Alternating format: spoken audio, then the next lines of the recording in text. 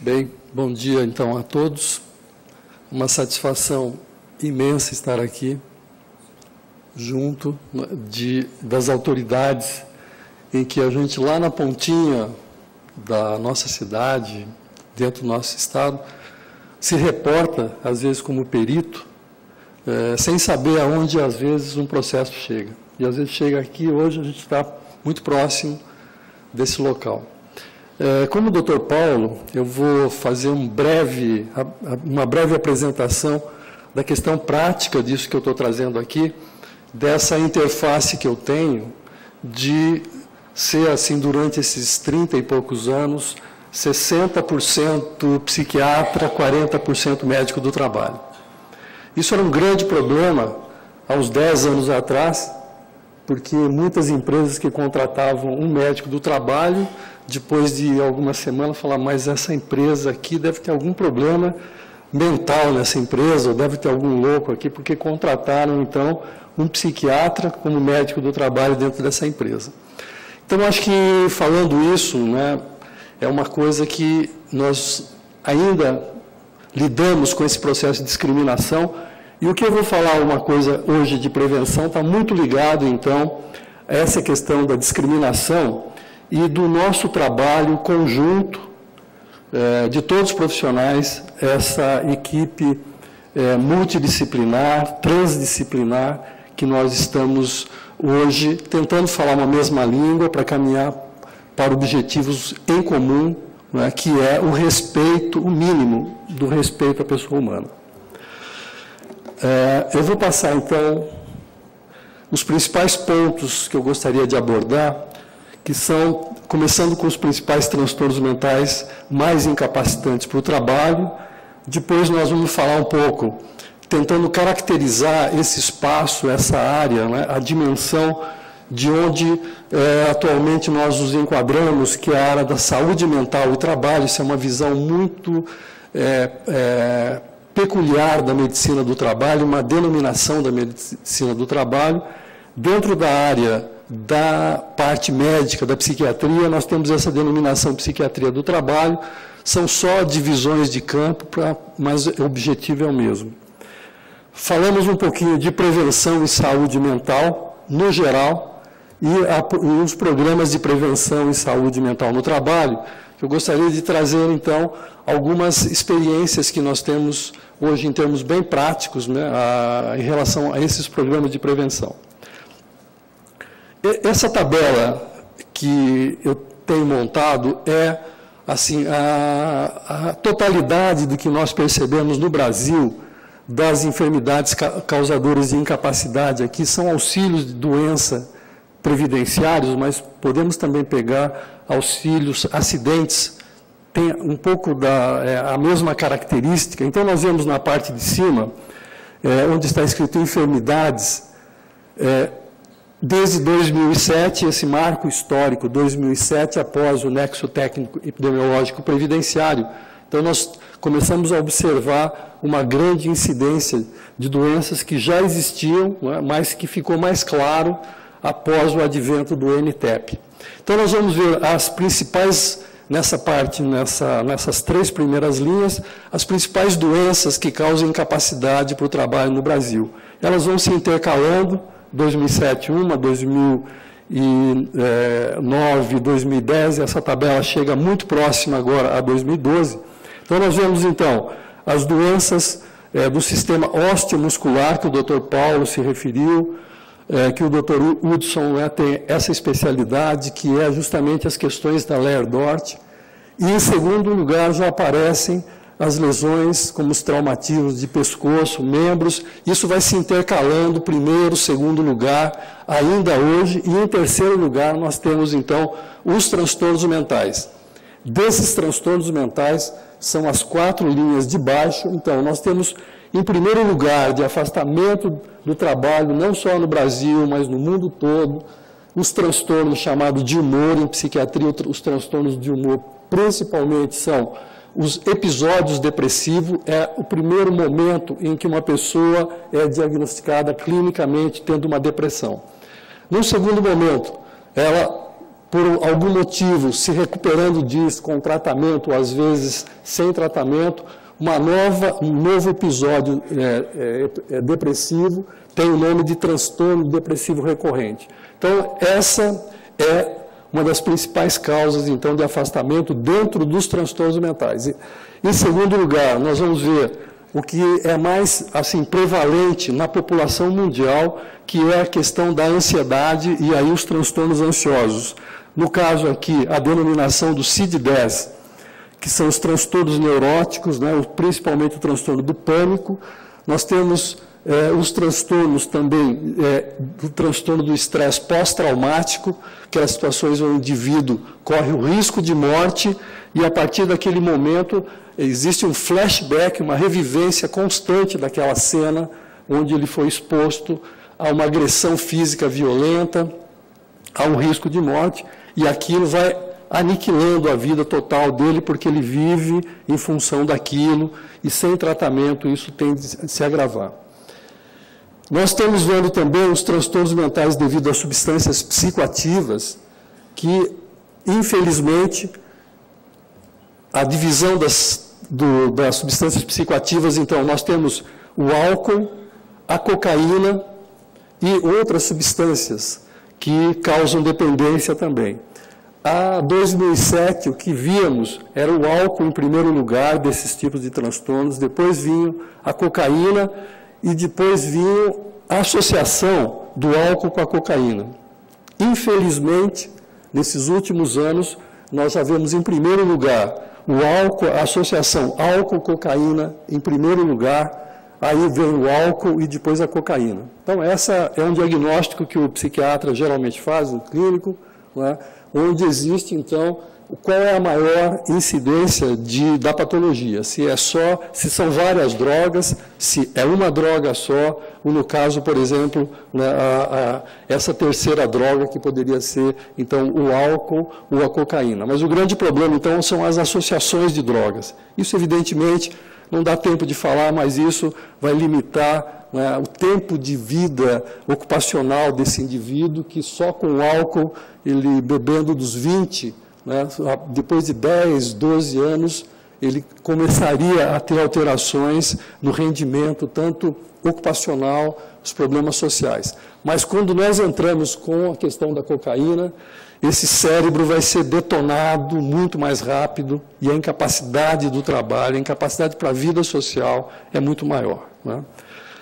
Continuando, então, por final, nós temos a clássica doença da esquizofrenia, com outros transtornos psicóticos também, mas que essas doenças causam já incapacidade definitiva para o trabalho e não ficam rodando naquela questão da incapacidade temporária, que é o grande problema nosso. Ficar algum tempo afastado, tudo isso está aí, é o grande problema do médico do trabalho, principalmente. Bem, aqui, então, é o objetivo do que nós estamos falando, na área de saúde mental. Então, o que eu trago é alguma coisa um pouco teórica, mais prática, para falarmos em comum, né, na medicina do trabalho, no caso da área médica, da psiquiatria também. Aí nós temos a enfermagem do trabalho, constituinte do SESMIT, né, o técnico de segurança do trabalho, que é super importante para as ações nossas na área de saúde mental e trabalho, e principalmente para a prevenção. Também a área da psicologia, da fonoaudiologia, importante em trabalhos que se utiliza a voz, né?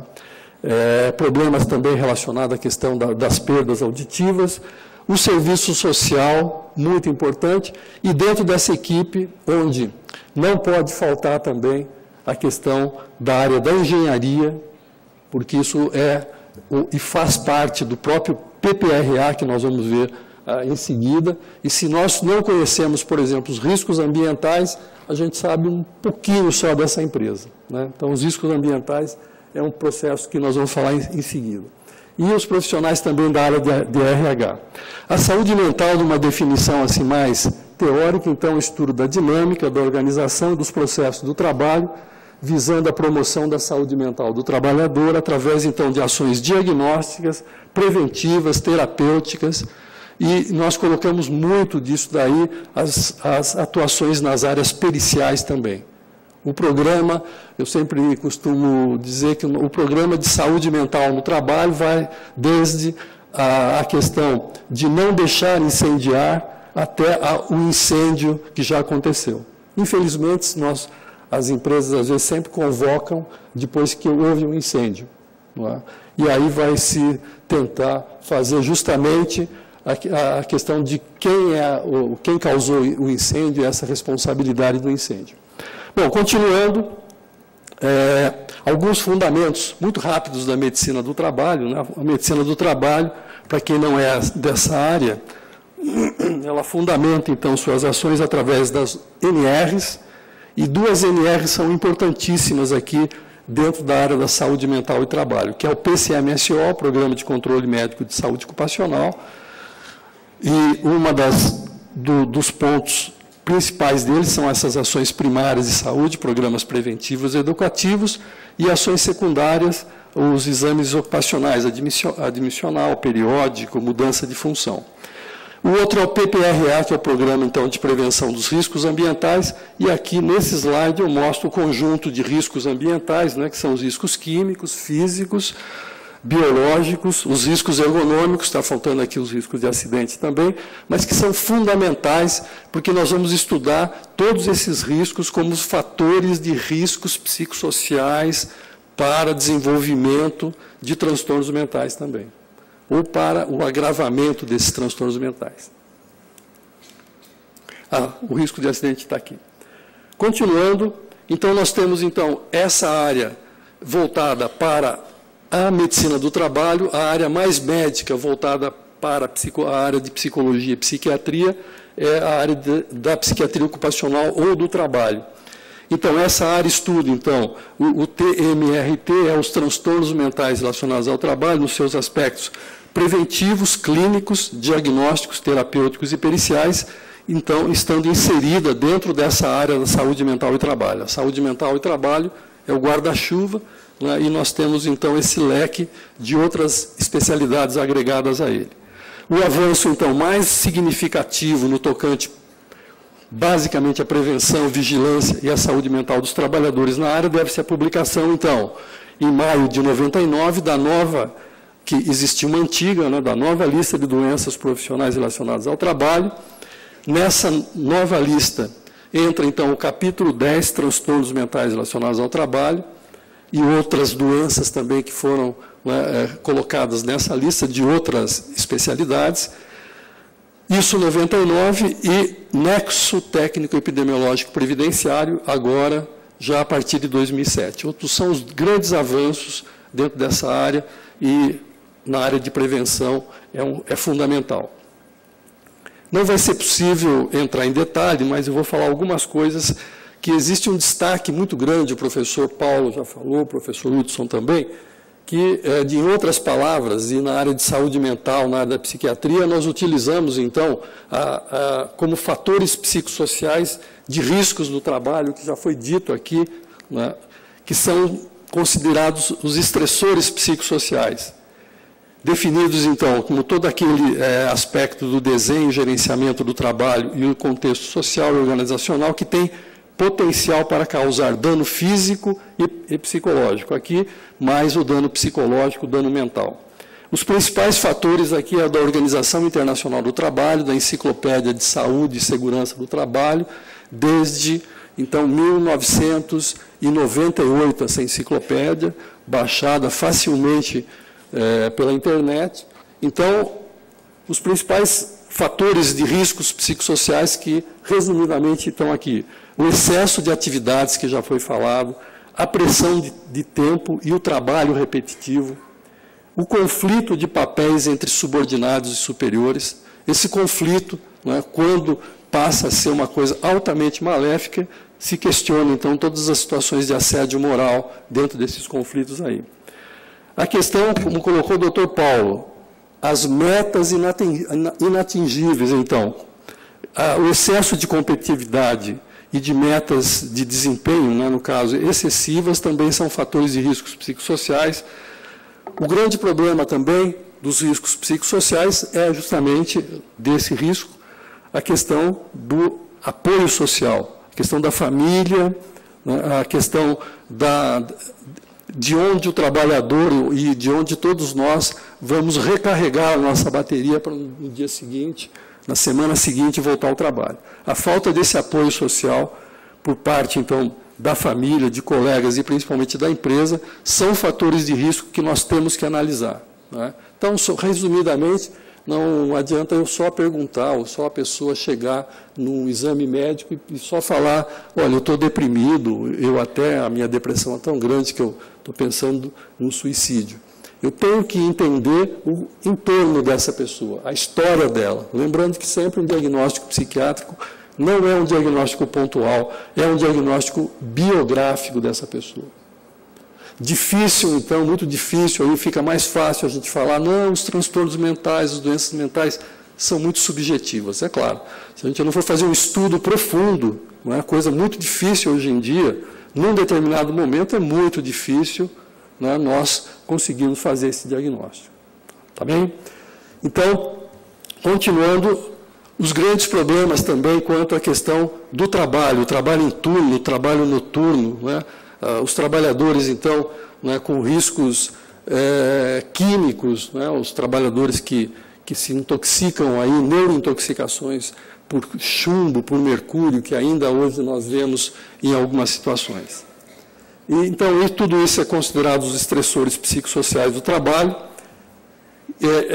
Todinho elencado, um capítulo muito extenso, um capítulo de 1998, da enciclopédia, né, da OIT, mas ele é um capítulo que quem for ler hoje parece que foi escrito ano passado, né, de tão atual, né, e grandes especialistas que escreveram nessa área, fazendo então toda uma previsão, né, e com certeza eles fazem uma previsão de 98, quase que para 2020, né, e as coisas batem, né, diante dessa questão, desse prognóstico, desses problemas atuais, em todo o mundo, né, não só no Brasil. Bom, os transtornos mentais relacionados ao trabalho, apenas um resumo, que são algumas patologias, como os quadros demenciais, que eu falei agora, das neurointoxicações ocupacionais, por exemplo, a intoxicação por mercúrio. Nós estamos embaixo das lâmpadas de mercúrio, ainda hoje, infelizmente, alguns trabalhadores ainda se intoxicam. Depois nós temos a grande polêmica do diagnóstico do alcoolismo relacionado ao trabalho, a depressão, como já falei, o transtorno de estresse pós-traumático. São quadros que nós temos uma questão da organicidade deles, né, que nós podemos fazer exames, como é o caso da demência, do alcoolismo. Na demência nós temos tomografias, ressonâncias, eletroencefalograma, chegando em coisas muito subjetivas, não é, que é, por exemplo, a síndrome de burnout, a síndrome de esgotamento profissional, né? Uma coisa extremamente subjetiva. Aí é só mesmo com muito esforço em termos de conhecer essa pessoa, a biografia, seu ambiente de trabalho, que nós vamos poder chegar a um diagnóstico preciso. Lembrando que burnout não é doença, né? São fatores de risco que expõem essas pessoas à doença, mas é um passo para se chegar, então, à doença e as situações da depressão, principalmente, que acompanham essa síndrome. E o nexo técnico epidemiológico, eu não vou entrar em detalhes, porque acho que todo mundo tem esse conhecimento, né, que a transferência, principalmente do ônus da prova para o empregador, provar que não causou a doença, e as formas de pagamento através aí do FAT e tal, todas aquelas coisas relacionadas, então, a essa questão do nexo técnico. Rapidamente, eu só queria saber quanto tempo, eu estou me perdendo agora. Mas quanto tempo?